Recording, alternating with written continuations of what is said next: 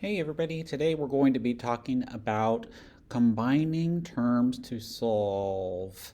All right, so we have a bunch of equations for the next few problem types. This is problem type numbers 1 and 2. All right, so let's go ahead and get to it. There's the problem. So you can see that when I take out my thing here, so you can see that this term and this term are combinable. I can totally just add them because they have the same, each one has just one x, that makes them completely combinable. So let me take out my pen here, and minus 5x plus 2x equals, if you need a calculator, plop in those numbers.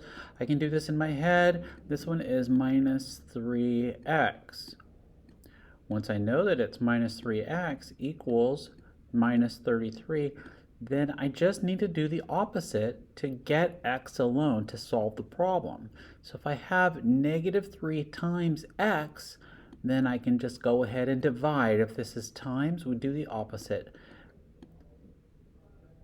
So if I divide that, then negative 3 by negative 3, that makes that 1. And then if I divide by negative 3 over here, then negative 33, you might want to put this into your calculator if you don't know how to do it, but I can do this in my head. Negative 33 divided by 3 is 11.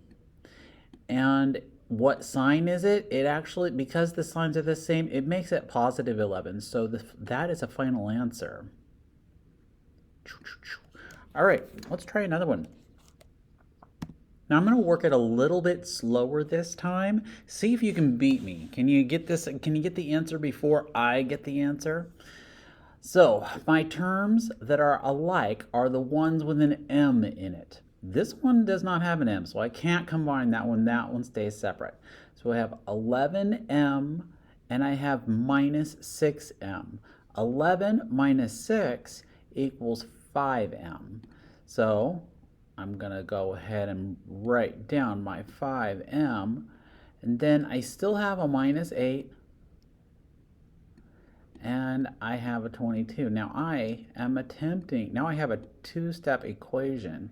So I'm trying to get this M by itself. So minus 8, I have to do the opposite, so I'm going to have to do plus 8 because negative 8 plus 8 equals 0, right? So that gets rid of that. Gone. So if I add plus 8 to that side, I have to add plus 8 to this side. This brings me to 30 on this side. Now I'm going to bring this over so that it is closer. I have 5M still. M is still not alone, and let me tell you that M, he is calling out, he is saying, leave me alone. All right, so I have 5M. I'm going to go ahead and I'm going to divide 5 times M, so I'm going to divide because dividing is the opposite of times. And so when I divide that, 5 divided by 5, remember, anything divided by itself equals 1, so that means that's gone because 1 times M is just M, right? So there you go. I've divided it on 5 by 5 on this side. I have to divide by 5 on the other side. So 30 divided by 5 equals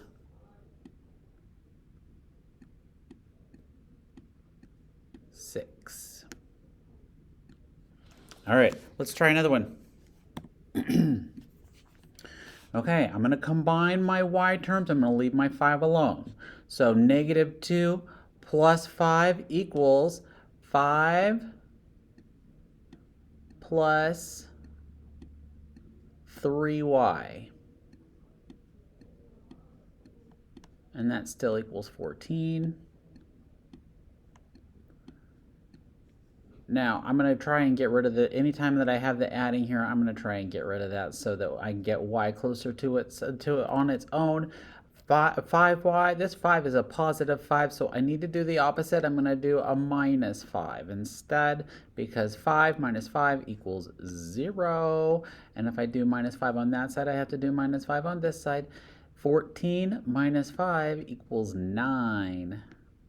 Now here's the rub. I'm going to bring down that 3y because that is all that is left on that side. But y is still saying, leave me alone. So I have 3 times y.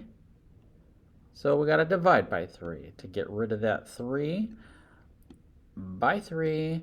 Now I'm going to come over here and I'm going to divide the 9 by 3. Y equals 9 over 3. Well, I can actually simplify that. 9 divided by 3 equals what? If you said y equals 3, you did it. Good job. All right, you have some practice work to do. Get after it.